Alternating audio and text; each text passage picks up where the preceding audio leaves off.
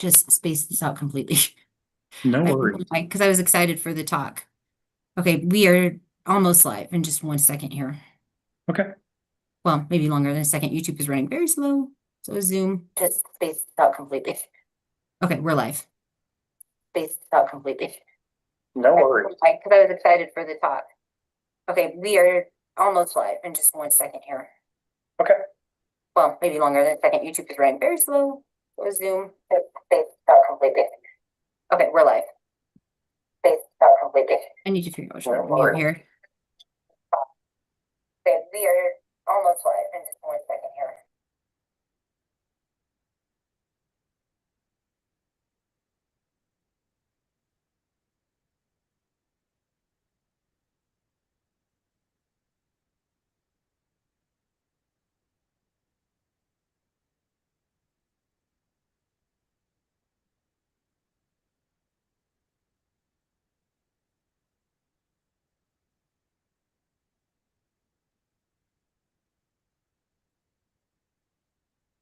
Good to Everything's, go? uh, I'm not hearing anyone. I just heard James Chellan, but Okay, I think we're I don't know good. if I pronounced that right. Yes. That's okay. It's normal. Shalene is the way I pronounce it, but Shalene. Okay, thank you. Thank you, we're James. uh, we're very happy to have you I today. just heard James We've Chellan, always but wanted to do something on poisonous I mushrooms, don't know and if I who better pronounced it than right. Yes. one of the best? That's okay. It's normal. Alyssa, I think we're getting some echo from your YouTube feed. Who, from mine or someone else's? No, Alyssa. Okay. She's working on it. She's trying to get us connected to YouTube properly. So we start with Okay. Zoom and then we connect to YouTube. That way we can have everyone see us go live, and then we can edit and save for later. Okay, great. So thank you for being here, and thanks for being patient with our technical difficulties today. Well, it took me a while to figure out how to even get in touch with you folks because I didn't have a Zoom link Yeah, I called you earlier and left a voicemail just to kind of discuss, but on my phone. huh? That's okay. I gotta look at that though, because I know it was 619-806. Yep, yep, No, I was driving and it listed as a California number. yep. So I didn't go back to see who it was. Uh, when No I'm not problem. driving, I screen things.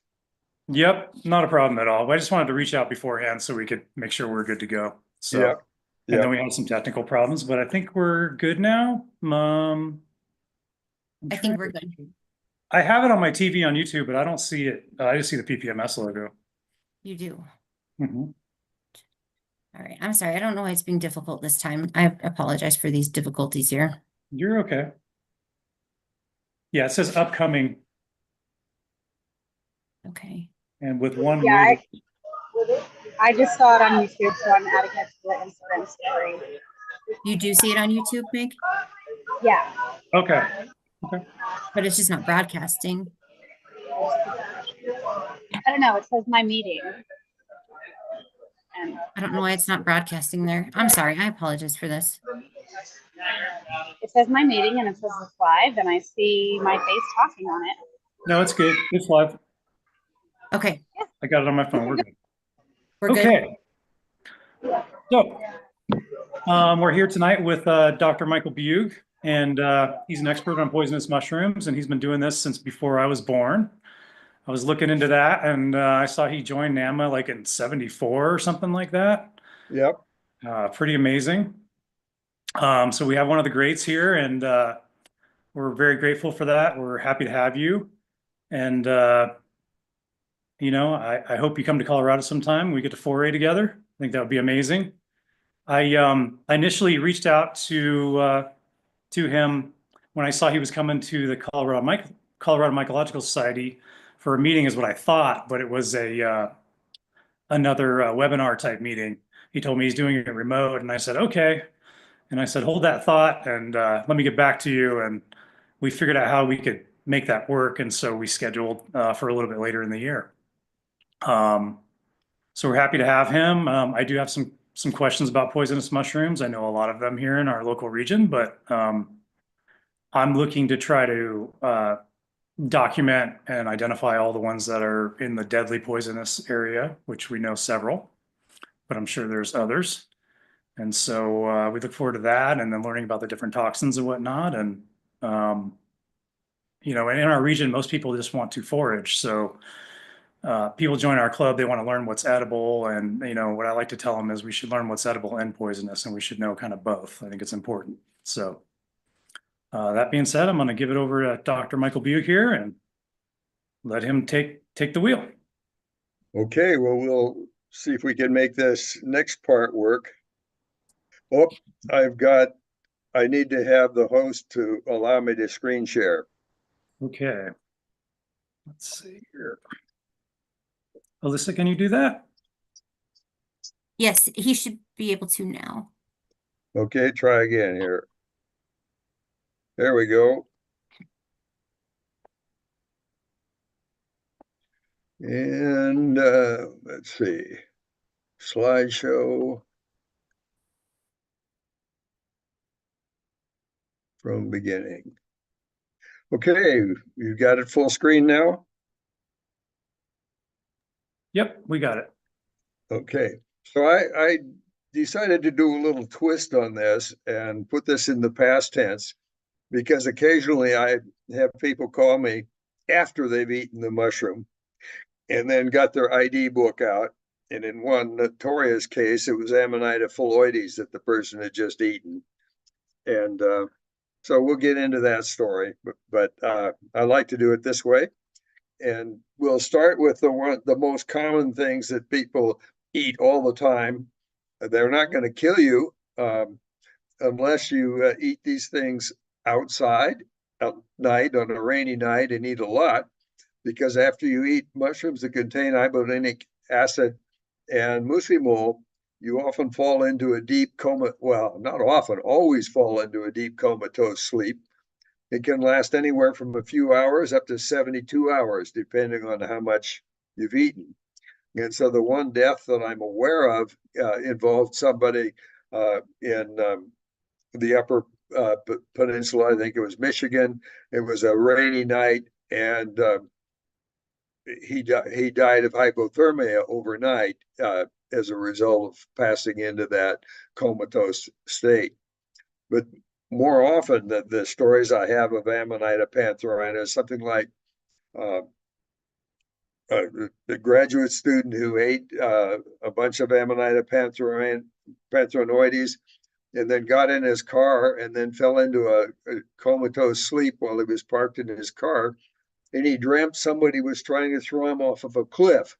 And he was scrambling and grabbing and reaching to hold on, and somebody was stamping on his fingers. He was doing everything he could not to get thrown off that cliff. And he woke up in the morning and his steering wheel was broken. The headliner was ripped out of the car and his dash was totally destroyed. So this is a mushroom that is consumed by people recreationally, but I don't really consider that kind of a trip a good recreational trip. And it's not on my recommended list of either medicinal mushrooms or tripping mushrooms. The more common ones and you've got a wide range of these things, the Amanita muscaria group in Colorado. You also have the pantherinoides and Jamata groups. And now the muscaria group is a little less toxic. You probably mainly have Amanita muscaria variety flavivulvata in your area, but you might have Amanita chrysoblema, and they look identical. You can only tell them apart by DNA. And interestingly, they can be almost pure white on the cap.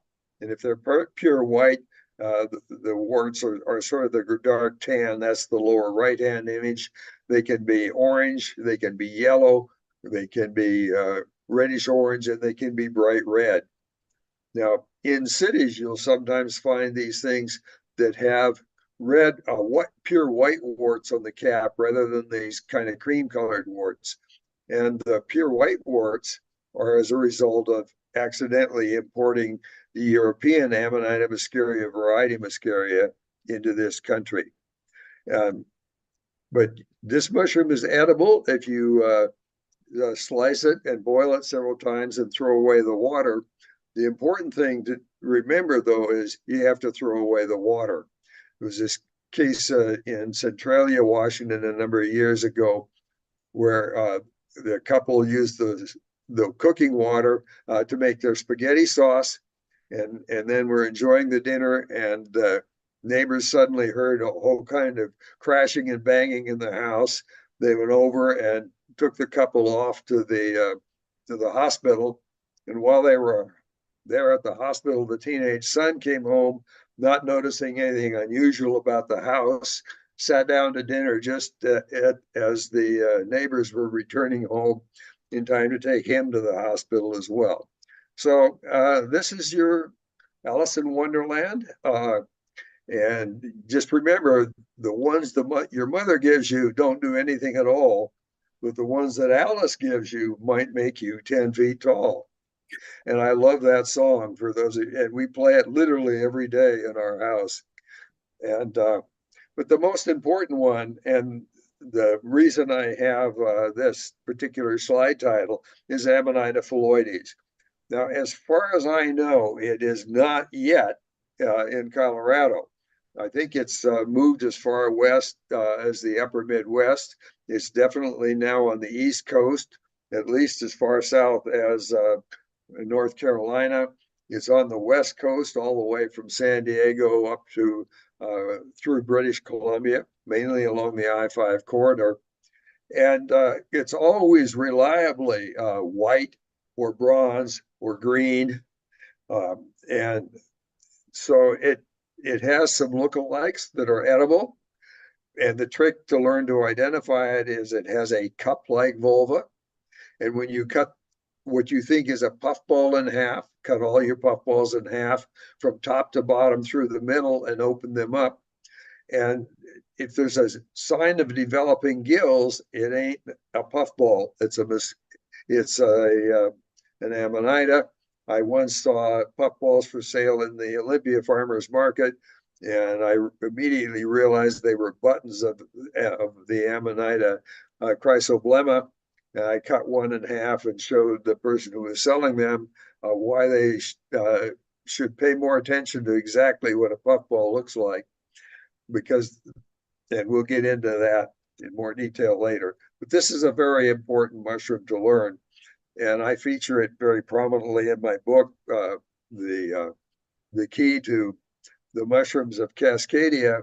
And I would say probably 70% of the mushrooms that I cover in that book can be found in Colorado, because Cascadia includes the Rocky Mountains of Idaho and British Columbia. And many of your mushrooms are exactly the same. There's a few things that we have that you don't, but We have you some might find that useful. And another mushroom that contains amatoxins that you definitely have, but quite possibly have not noticed, is Lepiota subincarnata, because they're usually maybe an inch or two in diameter. They're a fairly nondescript Lepiota. They have free gills. The gills are actually distant from the stipe. If you grab the cap and hold the stipe and give it a little twist, the cap will break off in a ball and socket fashion. An Amanita will not do that, but a Lepiota, an Agaricus, a Pluteus, and a number of other mushrooms that have very free, distant gills all break in this ball and socket fashion. But this one has caused deaths in Utah, in New York City, and in Eastern Canada, and in the Pacific Northwest. The photograph on the left is from my garden, and I find it regularly growing in gardens and in my orchard, but it's all over the country. And so this is an important one to know. And so I don't eat any Amanitas Lepiotas, because several of them are suspected of containing amatoxins, and Lepiota subincarnata is one of the known ones that's big enough and meaty enough that people fairly regularly eat it. And when somebody ingests amatoxins, if they're properly treated right away, and the important thing is to get them on an IV drip and a really high flow IV drip. Very few doctors realize how much fluids they need to flush through, but you can literally pee the toxin out before it kills you if you really force the fluids. And about 90% of the people will survive just with a good IV drip. But there's all kinds of other things that are cures for amatoxins, all of which do not work. But a doctor who sees most doctors will only see one amatoxin poisoning in their entire life, unless they're at a big city hospital near an area where there's a lot of the deadly amanitas. But even then, it's a rare occurrence for them. And so they have things they think work. And when they have 20% success, they call it great. But I'm trying to get the message across that just really flush the fluids. There's also a thing called milk thistle phytosome, not milk thistle by itself, but a combination of milk thistle and soy lecithin. It's a chemical combination made by a company in Italy, and a number of different people market it. That, unlike milk thistle, is absorbed into the bloodstream, and it binds at the same site that amatoxin binds, and it blocks the binding of amatoxin. But it's used for alcoholics, but because it's never been used for amatoxin, the doctors feel that it's too dangerous. It would be experimental to try it. So they use things like penicillin that doesn't work, alpha lipoic acid, which doesn't work. And so these are the mushrooms that you really need to be aware of. And the other things are the little brown crud mushrooms. And I recommend people don't eat any of the little brown mushrooms. If you decide you want to eat the little brown psilocybes, get really good at your identification, because I often find psilocybes growing literally in contact with these Foliotina species. Now, the Foliotinas have a rusty brown spore print. The psilocybes have a purple brown spore print.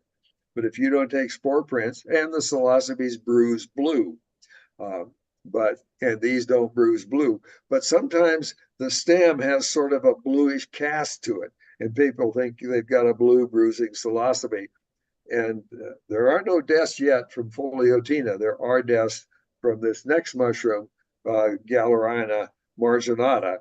And we also have, probably not in Colorado, but on the West Coast, Galerina castanipes, which is usually associated with oak trees, where the marginata is associated with a wide range of both hardwoods and conifers, but especially with conifers. And some of these are fairly big, and they are sometimes mistaken for honey mushrooms. Now, honey mushrooms have a white spore print, and these have that rusty brown spore print. And the particular main photograph here of Galerina marginata in a big psilocybe bed. I just got all the psilocybes out of the way to take the picture of the Galerina. And people have died from eating this mushroom when they thought they were picking psilocybes. So, and here's a Galerina marginata on the left and a psilocybe folliculosa on the right. Notice how markedly different they are. If you don't take a spore print, those buttons look very much the same to me, at least. So there are some mushrooms that contain psilocybin and psilocin that you definitely have in Colorado, and that would be the Gymnopolis luteifolias. I do not know whether or not you have anything that looks like the Gymnopolis voitkii. Voitkii itself is suspected of containing psilocybin and psilocin, but if you see what's called a big laughing Jim, or if you're traveling on the East Coast and your mushroom looks like a Gymnopolis and has an orange spore print, but it bruises blue-green, and it'll actually look green. The bruising is actually a sky blue color, but sky blue on orange looks green. And these are very bitter, but they're also significant mind-altering hallucinogens. And here's an example of the lower picture of the side is an Amanitum chrysoblema cut in half, and it's the one I actually found as being sold as a puffball. There's a true puffball right above it. Now, this particular puffball is not a good edible puffball. It's thick skin. In the Gastropilot fumosa, we once picked a whole bunch of it and headed in the car with students. I was heading back from a foray, and it smells like somebody has committed an indiscretion in the car, and it tastes like somebody has just committed an indiscretion. So, but what you want to watch out for when you think you've got a puffball is the interior will look a lot like a marshmallow. It won't be sticky like a marshmallow, but it'll be soft like a marshmallow. But if you cut it in half from top to bottom and it's not soft like a marshmallow, you have a scleroderma. And sclerodermas, when they're very young, are pure white inside and look very much like a puffball, but they very soon turn purple or a dark, almost black color. And the interesting thing about eating a scleroderma, and one of my students learned this the hard way. She forgot about the fact of needing to check to see if it was soft like a marshmallow, but she knew to only eat a small amount the first time. So she just ate one scleroderma stipa, and she had about 2 minutes to try and make it to the bathroom, but that wasn't enough time. And that was after just one. And these mushrooms can be lethal to dogs.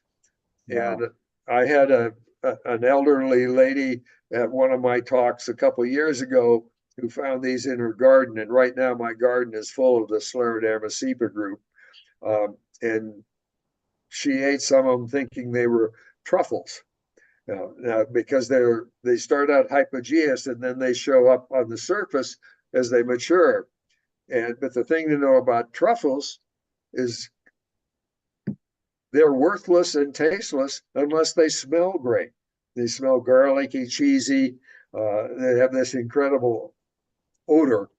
These sclerodermas, also known as false truffles, and sometimes sold to unsuspecting people in Europe as truffles, don't have any smell at all. And so the important thing to know is if you're in an area where truffles occur, and we have wonderful tuber species that are delicious in Oregon and Washington, British Columbia, Northern California, but you don't have them there. But there's also some very delicious true truffles on the East Coast. But just remember that if you're in an area picking truffles, they've got to smell good as well. And Elaphomyces americanum is often mistaken for a truffle, and indeed it is a truffle, but not an edible truffle that you're going to enjoy. Now, I'm certain you have Elaphomyces americanum in Colorado. You probably don't see it very often because it occurs fairly deep in the ground, and unless you've dug fairly deep, you'll rarely see them. I've only found them a couple of times, but I was out in a few months ago with a graduate student who's doing her PhD on oak-associated truffles, and her dog was finding all kinds of truffles on my land, and in fact, we found 13 different species. But I kept taking the dog over to these fairly deep pits where something had obviously dug up a truffle and eaten it. And it wasn't until the very end of the day that the dog actually got one, these deep buried things, and it was indeed an Elaphomyces. And they're very, very popular edibles for small mammals and even deer, but they're not at all tasty or valuable for humans. But these truffles are ones, probably all three of these are things you have in Colorado, but don't see very often. Now, the main poisoner in Colorado is chlorophyllum molybdites. In fact, sometimes in North America, I get more poisoning reports, used to, would I should say, because since the HIPAA laws, I don't get good poisoning reports anymore because I'll sometimes get a picture of mushroom and say, what is it? But they'll never tell you what has happened to the person. And we don't have chlorophyllum molybdites in the Pacific Northwest yet, or at least very often. It showed up once or twice. But as climate warms, this species is moving north. And on the East Coast, it's moved all the way up into Canada. And it looks very much like a certain Leucoagaricus and other chlorophyllum species that have a white spore print. And indeed, when you look at these things under a microscope before they're mature, the spores are clear and they're going to look white until the spores are mature. But a mature spore on chlorophyllum is green. And chlorophyllum molybdites then is green spored, and it causes a very, very violent gastrointestinal distress. But this is your biggest thing to watch out for, because you also have Rhacodes in your area, and it's edible and delicious and extremely similar to chlorophyllum molybdites. And agaricus is a very popular edible among people, but watch out for the strong yellow staining agaricus that when you cook them, and sometimes even in the field, smell sort of like asphalt right after a rain, or like phenol. The most toxic of those is Agaricus xanthodermis. That used to be rare, except in your area and places like Idaho. Now it's spread all over the Northwest. It's probably one of the most common mushrooms we have. But most people don't realize that half of the yellow staining mushrooms are edible and choice. And the difference, how you tell them apart, is the edible and choice agaricus mushrooms generally smell like almonds, or they smell deliciously mushroomy and still smell delicious when you cook them. Now, some of these toxic agaricus will smell fine until you start. But if you're cooking an agaricus and it's not smelling good to you, it's not going to be good to you after you eat it. Some people can eat them and tolerate them, but they actually contain a chemical called phenol, which is very, very toxic and very hard in the digestive system, except for certain iron gut people. So know your agaricus. The cap will break off in a ball and socket fashion. The gills, when mature, will often be chocolate brown and often pink in between. And sometimes they're quite lightly colored when they're very young. And look, you even suspect you might have a white spored mushroom. But if you actually spore print it, they're always going to have a chocolate brown spore print. And about half of the yellow stainers are poisonous, and about half of the yellow stainers are edible and choice. Unless you're somebody like me, I can't eat any agaricus. They give me GI distress right away. And so that's the other thing to know about, especially if you're a beginning mushroomer. Only eat a small amount the first time to see whether or not you're sensitive to that mushroom. I cannot eat any chlorophyllum species or any agaricus species, even the edible ones. Now, whether or not you think you can eat Coprinopsis atramenteria and its lookalike striata, do not. It contains a chemical called coprin, and coprin reacts with alcohol if you drink alcohol after you've eaten the mushroom. And the interesting thing about this thing is you can eat as much Coprinopsis drink as much alcohol as you want, right up to the time you sit down and start the meal. But as soon as you start a meal of these, if you eat alcohol, you can wind up feeling flushed, a rapid heartbeat, even have vomiting. But the significant thing is the coprin, whether or not you have an adverse reaction to it by not eat or don't drink alcohol, is highly carcinogenic. So because this mushroom is highly carcinogenic, don't eat it, period, whether or not you drink alcohol. Another interesting mushroom in the sense that you can eat it once. Sometimes you can eat it for a whole year and you won't get sick. But many people, if they eat it a second year, suffer what's called immune-mediated hemolytic anemia. And it can be lethal. It's a very, very serious poisoning. And these Paxillus species are actually gilled boletes. They have a spore print typical of a bolete, which is a kind of an olive color. And like a bolete, if you rub the bolete sponge, the sponge readily separates from the cap. Well, if you rub the sponge on a Paxillus, or the gills on a Paxillus, it readily separates from the cap. So these are gilled boletes, and these are toxic gilled boletes. And another one to watch out for is the wood ears. They're very sought after, widespread throughout America. We're not sure exactly what species we have where. They've been poorly studied. But for many people, I should say, not many, but a significant percentage of the people that eat this mushroom, it can cause excessive bruising reaction. So these are dangerous for people that are already on blood thinners. And they can be very problematic for women at the time of their period. So if you eat these things, you'll have the period. You can often have the period from hell if you're eating these jelly fungus. They're very rubbery. They have a nice texture. They're valued more for their texture than their flavor, but they'll take up the flavor of whatever you're cooking them with. Now, some of the jelly fungi, and that'll be a different talk, are really important medicinal mushrooms, and you can make anti-cancer sunscreens and do a whole bunch of neat things, but not with these. And then there's a whole bunch of mushrooms that contain muscarine, and the anosabes are really important mushrooms to learn to recognize. They have a sort of a tan, or they call it a clay-colored spore print. It's not rusty brown like a Cortinarius. It's not orange like a Gymnopolis. It's just sort of a dull brown.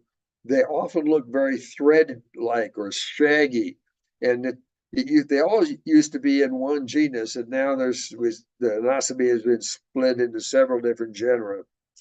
But almost all of the species contain muscarine, which causes perspiration, salivation, lacrimation. And what it means is that you think you've gone blind because your pupils shrink to the point where you can hardly see, and then you'll be just sweating profusely, but you're going to be focused and more on the porcelain throne just down the hall from the dining table, where you will be giving deposits quite freely from both ends. So it's a good thing not to learn to identify anosabes and avoid them. So no little brown crud mushrooms for dinner. But some of these little brown crud mushrooms, if in the genus Anosabe, can be 12 inches tall. So they're not all tiny, but they all and actually some psilocybes have psilocybin. Anosabes have psilocybin. And you notice the bluing at the base of Hirsuta variety maxima, now Anosperma maximum. That's not a bruising reaction. That's a normal blue color. These do not contain psilocybin and psilocin. But some of the anosabes that actually bruise blue will do contain psilocybin. And I know they've shown up in very close, right on the border of Colorado. There was a young child who ate a blue staining anosabe, and young children cannot handle psilocybin and psilocin. It causes high fever, and in occasional cases, even death. So it's really important to keep anything that has psilocybin away from any child under about the age of 5 years old. You can risk very high fevers. And that's something that very few people realize. And then there's the fairy ring mushrooms. Now, the true fairy ring mushroom, Marasmius aureatus, is shown in the lower right. It's quite tasty. It has cyanide in it. But it doesn't have a lot of cyanide, but it tastes sort of like an apple pit. If you bite into an apple seed, you have that kind of a weird almondy taste. And we know that a half a cup of apple seeds will kill you. So I don't recommend selecting apple seeds for your raw meal, as some people in North America have done, and that's why we know for sure that a half a cup will kill you, because it's done it a few times. But if you mistake a clitosome, now clitosome gills tend to go run down the stem, and they tend to be crowded. Notice the Marasmius aureates gills do not turn down the stem, and they're fairly widely spaced. The other interesting thing about aureates, the fairy ring mushroom, is when you dry it, if you put it back in water, it will rehydrate beautifully. If you dry a clitosome and put it back in water, you just get a mucky mess. But learn to recognize the difference between the true fairy ring, but any mushroom that's a saprophyte can grow in a fairy ring. Because what happens, it starts in a given area and gives up all the food, and the mycelium moves out to eat, but it's eaten all the food in the inside of the ring. So each year the ring gets bigger and bigger. And in Stonehenge, there are Marasmius aureates rings that are estimated to be about 1,000 years old, estimated from the diameter of the ring. So some mycelium can be very, very long lived. Some mycelium only lasts a day or two. And then there's the Gyromata esculenta group. We do not have Gyromata esculenta in North America. We have two species, Gyromata splendida and Gyromata venenata. And as near as I can tell, they're pretty much anywhere you find any gyrometers, you'll find both of these species. If in my book, you'll note that I mentioned that one of them only grows under hardwoods and the other only grows under conifers. That's because that was what was stated in the original publication. Yeah, I also noted that they look a little different. Well, the original publications of both Splendida and Venenata were based on small collections from a small area and happened to be atypical. The truth is, you can't tell Splendida from Venenata, but if you've got a gyrometa and you're in Colorado or anywhere in North America, and by North America, I include Mexico and Canada, you're going to be eating one of these two species. Gyromata esculenta is a European mushroom. It had a look-alike identified there, and it is a distinct species that's different. But we don't have either of the European species there. We have the American species. And the thing about it is sometimes the toxin levels are very, very low, and sometimes the toxin levels are very, very high. And it doesn't matter whether you have Splendida or Venenata, you're playing Russian roulette. And the thing to realize is you think you can detoxify this mushroom by cooking it and boiling off the gyrometrin decomposes to form monomethylhydrazine, and that's the gas that comes off. But monomethylhydrazine is highly carcinogenic. And even if you cook it outside, you're likely to be ingesting some of those fumes. And so in areas, and if you track in the United States, the areas where there's fairly high levels of ALS, Lou Gehrig's disease, it corresponds to areas where people think the Gyromata esculenta is a good mushroom to eat. All they have to do is boil it in water, boil off the toxin, and then cook it. Or even, you don't even have to boil it in water. Just cook it in the pan, and the toxin will cook off. But they often will absorb enough toxin to get either cancer later in life and or ALS later in life. So don't eat these mushrooms. Now, if you do want to eat things that were in the genus Gyromata, you can eat anything on this screen. All of these mushrooms shown are poisonous raw. They all contain a neurotoxin. But none of them, except one species of that I'm not showing here, that looks a lot like the Cyna ancellus, but it's peach colored and it's smaller than Dicina ancilis. It's called Piscidicina, and you do have it in Colorado.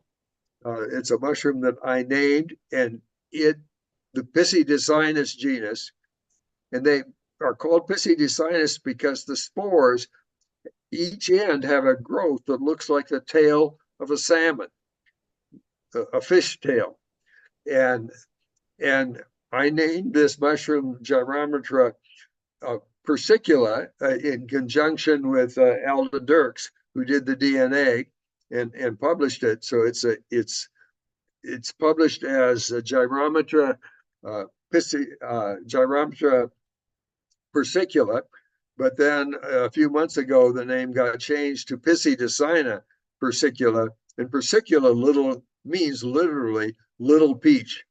So if you see something that looks like the pig's ear, Dicina ancilis, but it's small and kind of peach colored, don't eat it. That one contains gyrometrin. It's the only thing not in the genus Gyrometra itself, not left in the genus Gyrometra, that has that toxin. These mushrooms in this photo all have a toxin that decomposes on cooking, just like morels or can kill you eaten raw. They must be thoroughly cooked.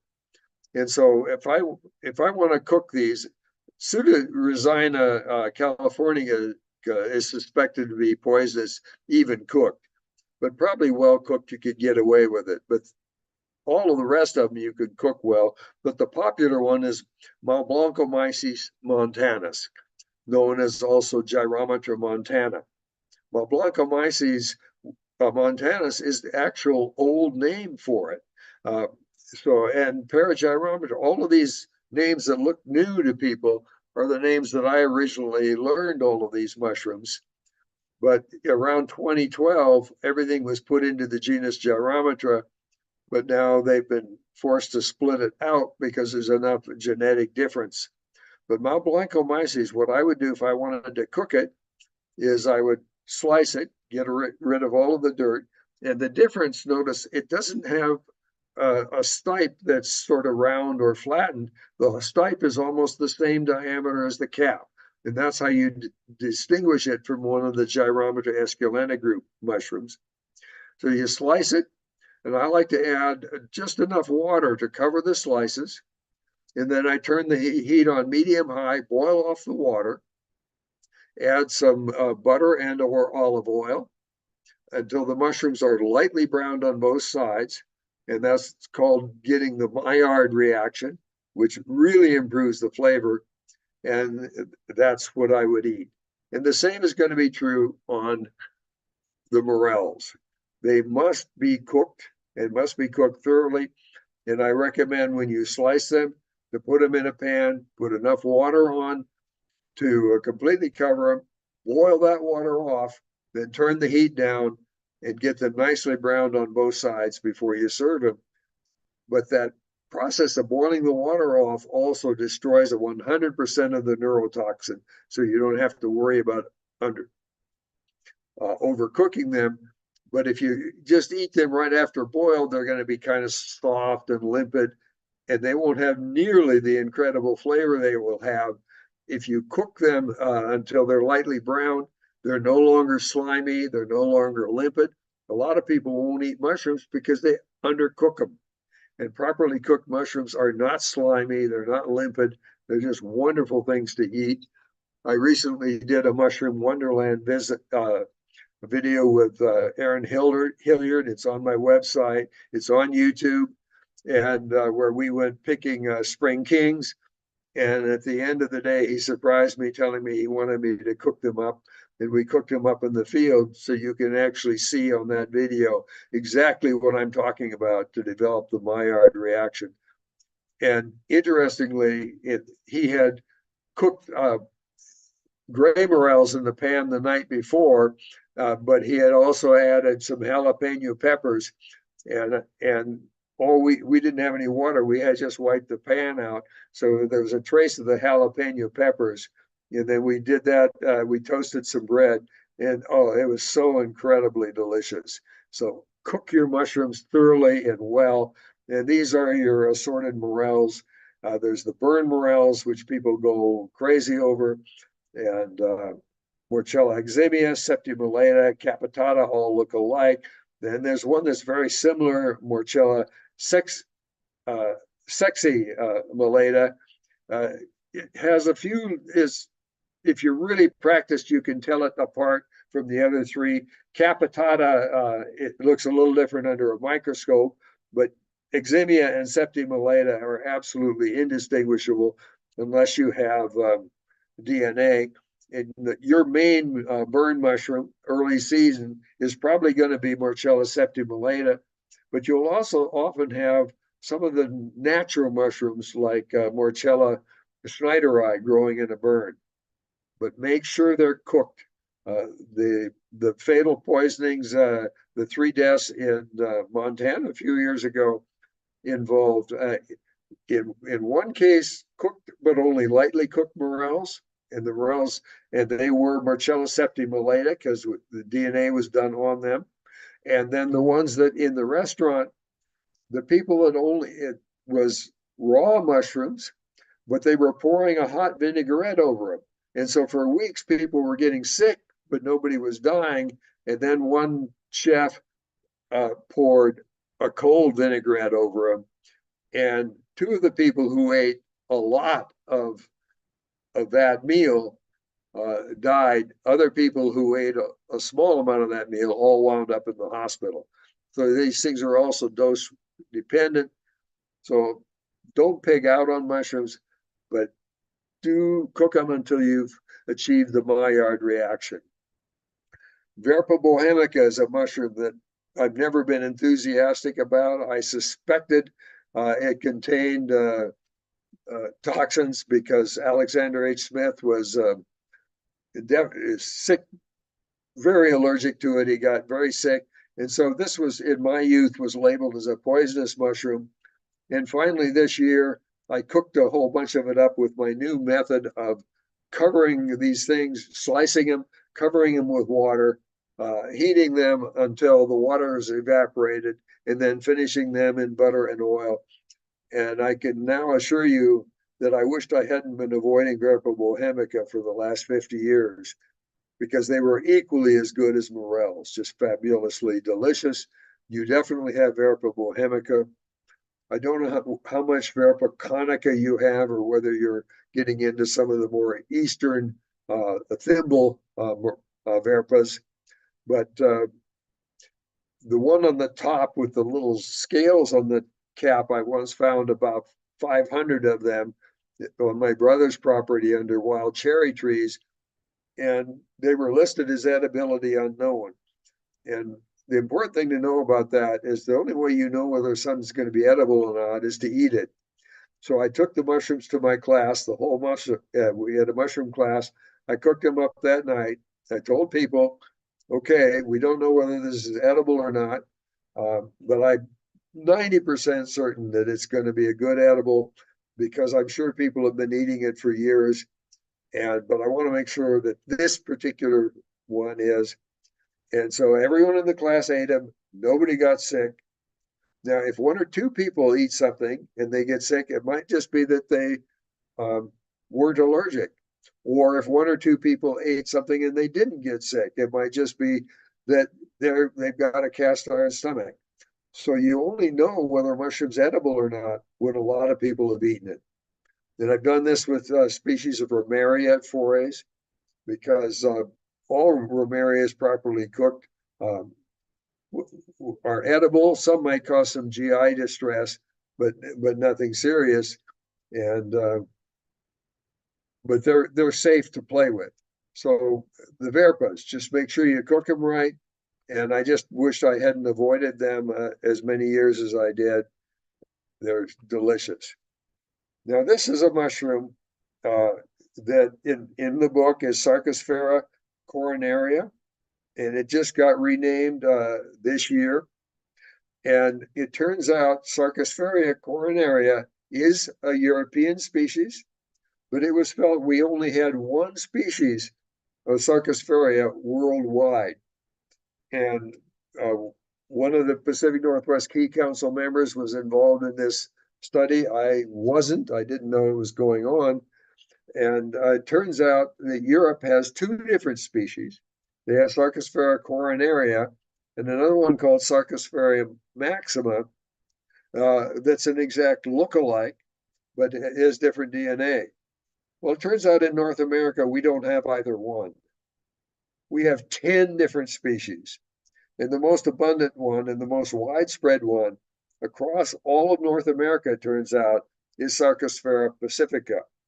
And I suspect that in Colorado, you also have Sarcosphaera montana, and it's distinguished by having a little bit of a stipe. And sometimes that stipe can be 6 inches long, and sometimes it's very short and stubby. So if you're just looking at a Sarcosphaera in the ground, you don't know whether it's got a stipe or not, because that's going to be buried. So you have to pop them out to identify them. Now, do you want to eat any Sarcosphaera? Well, I never have, because Orson Miller told me they taste like a pencil eraser. But it turns out they hyperaccumulate arsenic. So if you're in an area where there's a lot of natural arsenic, like at a mine site, there's often a lot of arsenic in the spoils. Or if you're in serpentine soils, there's often a lot of arsenic. Or if you're in an old orchard where they sprayed arsenic pesticides years ago. Now, the interesting thing about arsenic is it's an essential micronutrient for humans, but it exists in mushrooms in many different forms. And some forms of Sarcosphaera pacifica will have an arsenic that's not very toxic, and other collections will have a different arsenic compound and be very toxic. So don't eat any of these tulip cups. They're very, very beautiful. I love to thwack them on the side and wait about 4 seconds and you'll get a spore discharge. I've never been able to capture that myself, but in the photograph I'm using from Kit Skates Barnhart, my main mentor, she's captured the spore discharge. And Caliscypha fulgens, you definitely have. It's a seed parasite. The new news is we probably have 4 different species. I don't know how many of them you have. I found ones that are pure white. And in that case, the green on the outside is actually robin's egg blue in color. I've seen ones that were almost red or a more intense orange. There's a whole bunch of different Caliscypha fulgens. They all cause gastrointestinal upset. They all eat the seeds of conifers. They're conifer seed parasites. And then there's the russulas. There's a lot of people on Facebook that insist that you can eat all russulas as long as they're cooked, and that the peppery ones lose their pepperiness. Well, I can assure you that's not true for Colorado. If you cook, I get a lot. When in the old days, when we were getting a lot of reports from Colorado before all the confidentiality rules, regularly got poisonings reports from red-capped russulas. And one of the famous poisonous red-capped russulas is Russula emetica. Now, if you had asked me a year ago, I would tell you, well, Russula emetica is not in North America. It's bright red and it's only in sphagnum bogs. Well, now with the latest DNA work, I can tell you, yes, we have Russula emetica. No, it's not only in sphagnum bogs, it's everywhere.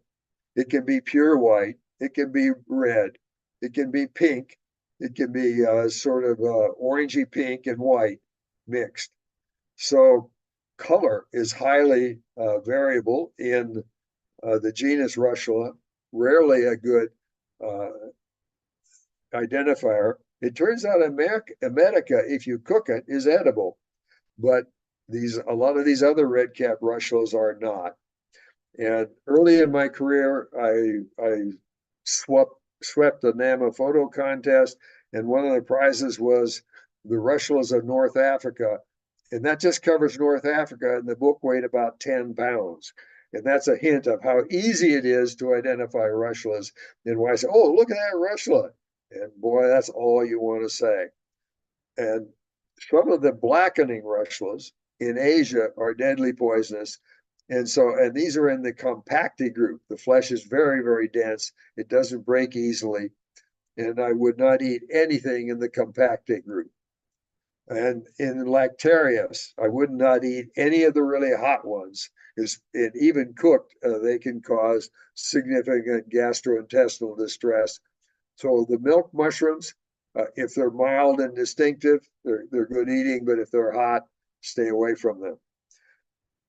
A mushroom that supposedly only grows in sphagnum bogs and is a Cortinarius is Cortinarius rubellus.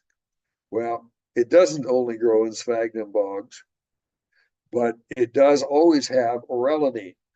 And the significance of it is sometimes mistaken for a chanterelle, but the chanterelles don't have those blade-like gills, and the gills would run down the stem. But this is a mushroom that's very important to know, because it turns out it's much more widespread in North America than we realized. It's on the East Coast, it's in pine barrens, it's in a wide range of habitats. My photograph on the left was actually taken in Newfoundland, and the photograph on the upper right was taken in Seattle, where it's gone by many, many names. We used to call it here Cortinarius rainierensis because it was known only from Mount Rainier. It's not a common one. And the interesting thing about the poisoning is it takes anywhere from 3 days to 3 weeks before you know you've been poisoned. And if you've eaten a big meal of it, it will slowly wipe out your kidneys, and the only way you're going to survive is a kidney transplant. So it's very important to learn to identify Cortinarius rubellus wherever you live. There is no other significant Cortinarius that's toxic except a lookalike to this that grows under hardwoods and has been found in the Midwest. So if you find anything resembling this mushroom, and it grows blue under UV light, and that's very interesting. But the interesting thing about it is often the first time you shine the UV light on it, it doesn't glow blue. It's the second or third time you shine the light on it. So you trigger some sort of a chemical reaction that leads to a cascade that produces a new compound that fluoresces blue.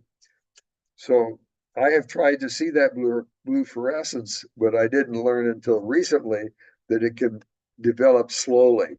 And I've seen photographs. We're working on a new book of mushrooms it's in the Virginia area, and they've got this mushroom there, and they've observed that unique bluing reaction. A tricholoma. If it doesn't have a ring on the stem and it's a tricholoma, I recommend not eating it. We have a lot of things called Tricholoma pardinum.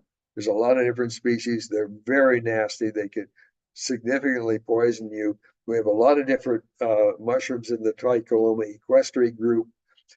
Some of them are delicious, some of them are awful, and they're just hard to tell apart. And some of them stink like coal gas. And I just stay away from the tricholomas, except for the ones that have a ring on the stem. And Armillaria osteae is throughout North America, the whole range of Armillaria species. These things are edible, well cooked, but they can cause some significant problems if they're only lightly cooked. And I call them armillarias, except for Armillaria mellia, which doesn't have these little fine scales on the top, the chameleon. Because if I'm teaching a 3-month-long class, people will bring the honey mushrooms in again and again and again, and they won't recognize them. And the important thing to know is that honey mushrooms are the color of honey. Now, I know you can't, if you could answer me in an audience, I'll ask next, what's the color of honey? Well, it's very pale amber, medium amber, dark amber, almost black.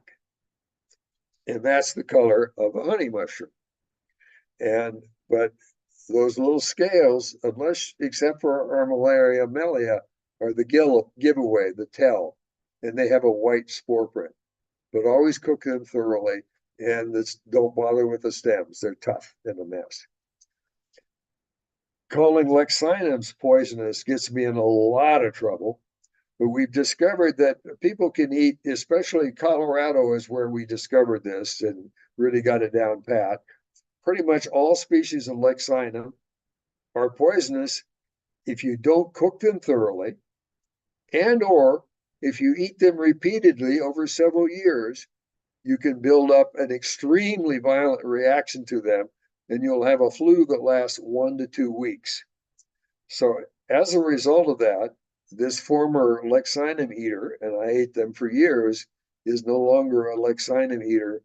And in your area, I would be sticking to Boletus rubriceps, which is now it is correctly rubriceps, and it is so delicious. And don't mess with the Lexinums. They're not worth it. And you might have these red pored boletes in Colorado. This mushroom has shown up in northern Arizona, and you guys are close enough. And this mushroom has enough muscarine and some other unknown chemicals that it is potentially deadly poisonous. It has a very similar mushroom that's associated with oaks that we have that you do not have, and there are actual known deaths from the Rubruboletus eastwoodii, also formerly known as, or in Europe, Rubruboletus satanus, and they're an oak associate. And this is a conifer associate. And it can be very variable in color, but watch out for the red sponge. They bruise blue. And this one, I think, is rarely eaten because it also smells like somebody has just done a major indiscretion. And I think that's saving people from poisoning on this one, where the Rubruboletus eastwoodii does not smell bad, and people have eaten it, and it's very nasty. And that's it. So I'm going to turn off the sharing, and hopefully we can open up mics. I don't know if I run the right amount of time or not, but should be about right. We're good. Thank you. That was fantastic. I don't know if we have any questions in our chat. Nothing? No questions on YouTube. No. I asked Okay. a question, but he answered it. Yeah. I think my days of coming to Colorado may be over. The problem is I have AFib and I'm over 80, and I can't handle elevations above 6,000-7,000 feet. Wow. And all your good mushrooming, I mean, they keep trying to get me to go back to Telluride, but I don't dare. I'm afraid to do it. That's too high for you then. It's too But high. in Colorado, in Colorado Springs, we're around 5,700. Yeah, So we're just under for you. but I try and nowadays I'm specializing on mushrooms within a 40-minute drive of my house. And since the publication of my book went to press in April of last year, and since then I've only found 100 more species. What is your book? It's Mushrooms of Cascadia, an illustrated key, and it covers there's just short of 1,100 photographs. Wow. But if you count the lookalikes, where multiple species all are indistinguishable, I cover 1,500 species. Wow. which is double any other book, and it's a key. And the thing that I get excited about the fact that it's a key, it helps you learn how to distinguish an agaricus from a lepiota, from a pluteus, and it really gives you a good sense of what the genera are that is very difficult to get in most books. And and all I have is the key features. In many books, for many years, I would read two descriptions side by side, and I'd read them again and again and again, trying to figure out how you tell these two mushrooms apart. And what I started doing when I wrote Ascomycete fungi of North America with the Bassettes is I started putting in the distinguishing features, the lookalikes, and I had a fundamental version of the larger key that I have now in mushrooms of Cascadia. So and the other thing I did in the second edition that wasn't in the first, I went to a slightly larger page format. So the pictures are bigger, and it gave me the ability to add distribution. And so it'll tell you right in the description if it's found throughout North America, just in the northern regions, just in the West Coast, or if it's worldwide. So all that information has been added. And I think that makes it way more powerful. And the other thing is the pictures are larger. And what I've done in addition, my website, mushroomsofcascadia.com, I maintain an alphabetized list of all of my Facebook posts. And so I'm starting to add things that are already in the book in Facebook because, yeah, I don't mean Facebook, iNaturalist. I'm saying the wrong thing. My iNaturalist posts. This is the problem, I'm at over 80, I'm starting to say the wrong words from too often. But the idea is if it's on iNaturalist, you can blow up the image and really look at the detail that if it's just in a book, you're limited by the size of the image. But what I did in the second edition is I cropped my images even tighter than in the first edition to really bring out the key features. And knowing and having worked with these mushrooms, I've been writing keys since 1974. Well, I didn't actually start writing the keys myself, but I've been on the Key Council since 74. Everyone else wrote the keys, and I was the photographer because I didn't know enough. And now after using their keys, I knew enough, but I decided to write a whole book that was a key because I think that's a powerful way to really to get not just to the genus, but to get to the distinctive species. But I also really focused on the lookalikes. So if I've got a mushroom that looks just like something on the East Coast, but the East Coast is different, or your species is different, like I mentioned rubriceps and what its lookalike is, even though it's not in the book because it's not in the range of what I was covering. And the last time I was in Colorado, that was just Boletus angelus. And who needed another photograph of Boletus angelus? Even the one that I found in the Tetons, where the stem, when I put both hands, this was a button, both hands around the stem, and my thumb and fingers were still 2 inches apart on each side. And I had 12 people with me, and that made a meal for all 12 people on that foray.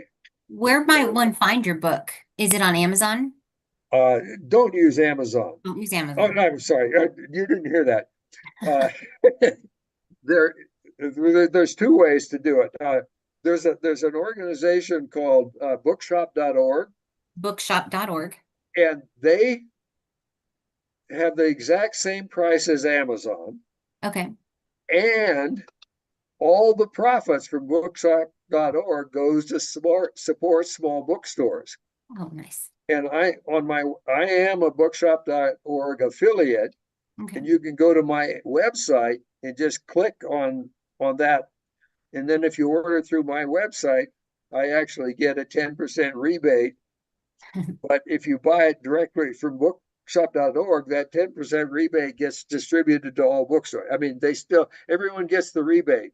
So the profits, if you order from bookshop.org or you order from me, then part of what you spend, if you order through me, goes to support a bookstore that I have identified. It's a local small store that's struggling to survive. And we have a larger, bigger store that sells my book, and I autograph all the books locally. Nice. And occasionally people do order directly from me, and then they get autographed books that way. Lovely. I don't And what's your- advertise. I do not advertise that. Tell us one more time what your website is. Mushroomsofcascadia.com. And so it's on your website. It's already posted because I put the information on my letter about the talk. Great. But the Yes, other thing, it's shared on our news and events page with the description of this what event. I've got, there's a whole bunch of podcasts. There's a whole bunch of other educational material. There's papers on ideas of dealing with cancer, diabetes, old age.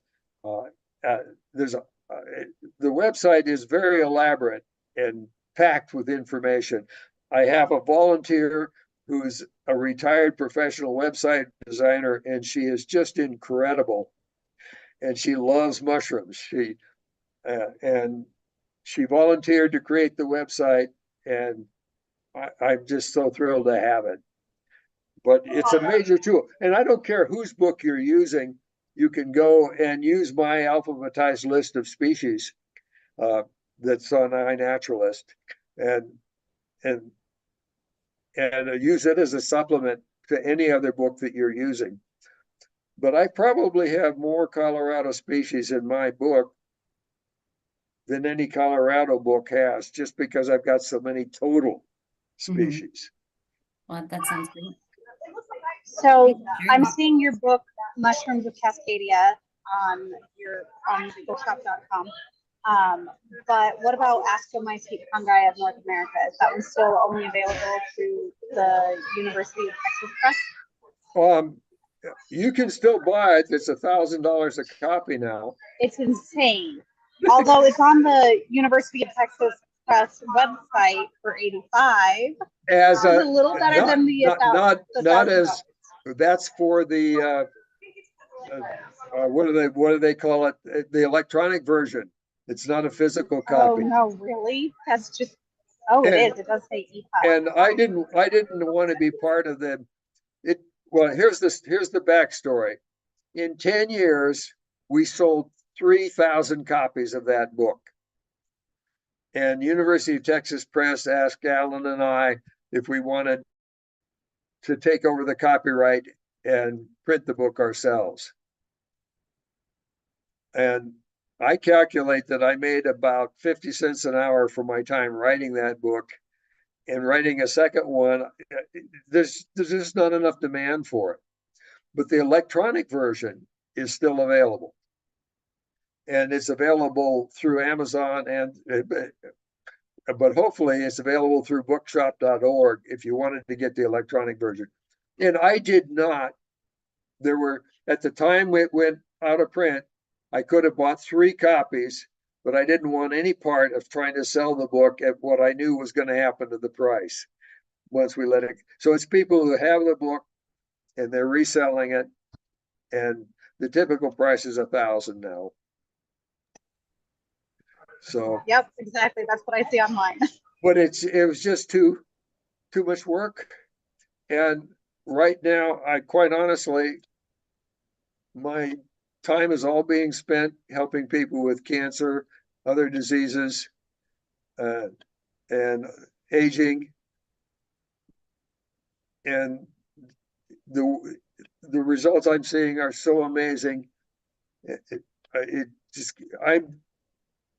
I get, and I do that all for free. It's just to help people and live longer and live better. And the information is on the website. We're coming out with I asked 18 months ago, I went to NAMA and said, we need to develop a database like the mushroom poisoning database, but a edible mushroom and medicinal mushroom database. And I think tomorrow in our meeting, we're going to be ready to release that for beta testing. And after 25 people have done the beta testing, hopefully by the end of the year, we'll be broadly releasing it. So people can write in their stories. I've heard so many amazing stories, people with incurable cancers that were given by months or less to live by their doctor. And they're telling me their stories 15 years later after they've been using mushrooms. So which mushrooms are you promoting for cancer Other than like Many. many. And the answer is in those two papers. Okay. And the other thing is to mix it up. In other words, turkey tail is by far the best. But if you use turkey tail all the time, I fear that the cancer cancer always exists in many different, slightly different genetic forms. And most of the forms will succumb to the turkey tail. But one form might not. And after a while, there's more and more of that form. And so the turkey tails become less and less effective. So one of the things you do is, I tell you people, you start with a high dose turkey tail for 3 months. You'll usually notice within 2 weeks to a month, you'll know whether it's going to work for you. And it usually takes 2 months before doctors are ready to treat you, 2 months of genetic testing, because you really need to know a lot about the cancer before you try and treat it. So, but all of those guidelines I've written up, every couple of months I update that with the latest information. And I'm getting 2 papers ready. One will be in the Mycofile and the other in Macylvania about some of the cases. And I had a paper last year also in Macylvania, and I've been giving, and there's a YouTube video on my website of the presentation I give. And I gave that presentation again yesterday to the Western Pennsylvania Club, and they'll have their YouTube video edited and up probably within a week. And once it is, but I've got versions of that video already on my website. So a lot of the answers to your questions are in those educational videos. And so I've got podcasts, and 2 different podcasts on use of psilocybin for mental health issues. And that's all on the website. Very cool. I look forward to seeing that stuff when you put it out there in the Mycofile. Yeah, well, but a lot of it is there. The Mycofile is just going to be an in-print version. You can actually see pretty much, you can see everything right now on my website. It's on your website? Okay. Yeah, it's not the exact paper that's going to appear in Mycofile. That'll be new, but there won't be any new news. It's just a different, it's a different approach, a different write-up. Mm-hmm. Because in an hour you can't hit on all the issues. But there's also a button on my website, it says contact the author. So if you've got questions, you just hit the button. And the email, some of you already have my email, but I don't publish that. But it comes straight to my email if you hit the contact the author button on the website. And I'm very active on that website. So, and on Facebook. So I follow you guys on Facebook, and I think I've joined 80 groups at this point. You're in a lot. Yeah. So, well, one thing I said, I was never going to be a teacher. I was so wrong. It's too late for that now. Yep. Yep. But that's also why I don't travel a lot, because there's just a lot of people that need to be able to contact me on short notice. Got it. Well, we would hope you could come to Colorado, but we understand the elevation thing. And yeah, that's the biggest. I mean, Britt Bunyard really definitely, and others that want to get me back. I've actually only gone to Telluride once back in 2011, and but and it was great because I'm a pilot and we could still fly into that airport. And everybody except me on the plane thought we were going to die, both on the landing and on the takeoff. I was having a time of my life. Well, we're hoping they get more rain. We'll be Fun there. airport. We We haven't had rain here in months. We Yeah, had we're three, having, we had 3 drops about 3 weeks ago. Now, if we're talking about Portland and Seattle, yes, they had some rain. If you're talking about the rain got as far north as Mount Hood, and I can look out this window at Mount Hood and I could see where the rain stopped. Hmm. And I can also see out towards Portland and I could see where the rain stopped, but it hasn't gotten here for months. So if I wanted mushrooms, I'd go right to the coast. But if I wanted morels, I would just bip down to Eugene and then up into the Burns. They're still pumping out grays like mad. nice. Yeah, our morel season's pretty much down the downhill here. We're hoping for more rain. We're starting to get rain, thunderstorms a lot, but in the western part of our state, we have a lot of wildfires right now and Yeah, it's not yeah, looking good. So yeah. Your monsoon season should be starting. it's just starting, but we hope it kicks in gear. So Well, one of the things I learned at Halloween, somebody was at someone a friend of mine of my age was at Telluride, and she was running from a lightning storm, and she tripped on a log and shattered her ankle, and they put it in a boot, and it was 2 weeks before she got back to the northwest. I mean, to the northeast where she lives, and she's the former chair of the medicinal mushroom committee, so she used medicinal mushrooms. And when she went into the orthopedic surgeon to have him look at that broken ankle and pin it or whatever they needed to do, he sent her away. Said, "You didn't break your ankle. You're just fooling me." And she had to go to a different guy. And then he took a more careful examination, and he could see all the totally healed fractures. 2 weeks. wow. That's Yes, the mushrooms really excite me. that's the second broken leg or ankle I heard about.